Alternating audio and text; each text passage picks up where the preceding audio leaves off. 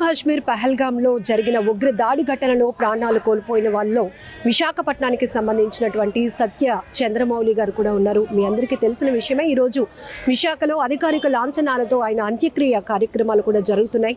ప్రస్తుతం అయితే మనం చావుల మదం శ్మశాన వాటిక వద్ద ఉన్నాం. ఆయన అంత్యక్రియల కోసం వేలాదిగా చాలామంది తరలి వస్తున్నారు. ప్రజా ప్రతినిధులతో పాటు ఇతర నేతలంతా.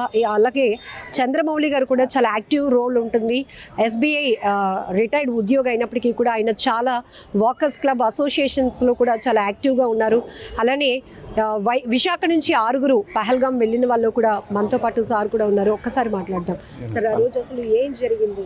1 గంట ప్రాంతంలో మేము అదే మినీ స్విట్జర్లాండ్ అని చెప్పి ప్లేస్ ఉన్నది పహల్గాం మీద కొండ మీద. అక్కడికి వెళ్ళేసరికి అక్కడ మేము ఎంట్రన్స్లో నుంచి దూరంగా వాష్రూమ్ తిరిగి వెళ్ళి సర్లీ మొహం కడుకుని వచ్చేసరికి ఈ ఎంట్రన్స్ దగ్గర సౌండ్స్ వినిపిస్తున్నాయి, తుపాకీ పేలిన సౌండ్స్. ఏంటో అనుకున్నాం. తర్వాత 2-3 నిమిషాలకి తెలిసింది అదేంటంటే టెర్రరిస్టులు ఫైరింగ్ చేస్తున్నారని.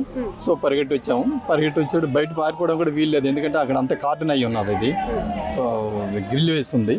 ఒక చిన్న కుక్కలు దూరినంత వెంట చిన్న ఉంటే దాంట్లోంచి అందరం పోటీపడి బయటకు వచ్చేసరికి మాకు ఎదురంగా, అంటే అంతవరకు లోపల ఉన్న టెర్రరిస్ట్ ఒకడు బయటకు వచ్చేసి మాకు ఎదురంగా వచ్చి సిట్ డౌన్ అన్నాడు. సిట్ డౌన్ అనేసరికి అతను పాపం కూర్చుండిపోయాడు. అంటే సిట్ డౌన్ కదా, మా గ్రూప్ అంతా లేమమ్మా, ఎవరు మౌలి నేను ఉదరున్నాము. ఈ ఆడవాళ్ళు వేరు దిక్కులో ఉన్నారు. సో వాడు అనేసరికి అతను కూర్చుండిపోయేసరికి ఇక వాడు నా పేల్చేస్తాను. నేను పరిగెడితే వాడు వెనకని సౌండ్ వినిపించింది టప్మని. సో మా మిస్సెస్ అయితే చూసింది అతను కాల్చడం.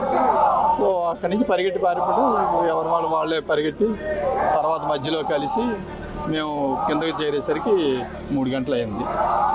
రాత్రి 10 గంటలకి మాకు విషయం తెలిసింది తను చనిపోయాడని. సో బాడీని ఐడెంటిఫై చేసాం. చేసిన తర్వాత ప్రభుత్వ లాంఛనాలతో వాళ్ళు పంపించారు. మేము అదే నెక్స్ట్ డే బయలుదేరి జమ్మూ నుంచి ఢిల్లీ టు విశాఖపట్నం చేరుకున్నాం. సార్, మీకు టాయిలెట్స్ దగ్గర ఉన్నప్పటికే మీకు తుపాకుల సౌండ్స్ అనేవి అప్పుడే వినిపించాయి. కానీ ముందు ఏంటంటే మేము ఇలాగ టెర్రరిస్ట్ పేస్తారు అనుకోలేదు. సో తర్వాత తెలిసింది టెర్రరిస్ట్ కాల్చేస్తున్నారు. లేదమ్మా, గత 30 ఏళ్ళకి లేదని వాళ్ళే చెప్తున్నారు అక్కడ లోకల్ వాళ్ళు. అలాగే లేదని ఇదే ఫస్ట్ టైం.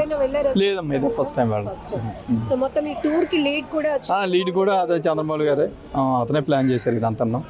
దురదృష్టం ఒకటి వెంటాడింది. మిడిల్ లో మీరు డ్రాప్ అయిపోవాలి అనుకున్నారా సార్? మధ్యలో మేము అయిపోదాం అనుకున్నాం, నేను మా మిస్సెస్ కూడాను. మరి వెళ్ళలేము, గుర్రాలతో ప్రయాణం చేయలేమని. కానీ చంద్రమౌళి గారి ప్రార్థనల వలన అక్కడి నుంచి పైకి వెళ్ళడం జరిగింది. వాళ్ళ మిస్సెస్ కూడా వద్దు, నేను ఇక్కడ ప్రయాణం చేయలేనన్నా వినుకోకుండా అతనే కొద్దిగా ఏంటంటే ఇంతవరకు వచ్చి చూడకపోతే మరేంటని చెప్పేసి బలవంతం చేసి వెళ్ళమైంది. అందరం వెళ్ళాం. ఎంజాయబుల్గా మౌలి గారు అతనికి మృత్యువు లాగినట్టు అనిపించింది. అంటే ఇదంతా చూస్తే అలాగ అనిపిస్తుంది మాకు. సో ఆ టైంకి మరి అతను చనిపోవడం జరిగింది. సార్, ఇవి ఐడి కార్డులు మొత్తం పేరు అడగడం జరిగాయంట. మేము కూడా అక్కడ వాళ్ళు చెప్పగా వినడమే కానీ మా దగ్గర కదా, ఎందుకంటే చాలా దూరంలో జరిగాయి అవి. జరిగిన తర్వాత మేము అక్కడే వాళ్ళ డిస్కషన్లో అక్కడ కాల్పులు ఇవన్నీ జరిగితే వాళ్ళు ఏడుపులు రొదలు గట్ట వింటుంటే ఏం జరిగిందని మేము చాలా దూరం నుంచి చూసాం అదంతా ఒకే మైదానంలో. సో అప్పుడు ఎప్పుడైతే జనాలు మా వైపు పరిగెట్టుకుని వస్తున్నారో, ఎందుకంటే వాళ్ళు బయటికి వెళ్ళే ఛాన్స్ కూడా లేదనమాట. సో పరిగెట్టేస్తే మాకు అర్థమైంది టెర్రరిస్ట్ కాల్స్తుందని చెప్పారు. అప్పుడు మేము పరిగెట్టి ఒక చిన్న మార్గం ఉంటే ఆ మార్గం ద్వారా బయటపడతాం. పోలీసు వాళ్ళు ఒక అరగంట తర్వాత మేము కింద దిగేటప్పుడు పోలీసులు కనిపించారు. మేము కూడా వీళ్ళకి టెర్రరిస్ట్ అనుమానం బయటపడ్డాము. ఎవరికి వారే పరిగెట్టారు. అక్కడ ఏమి సెక్యూరిటీ లేదు.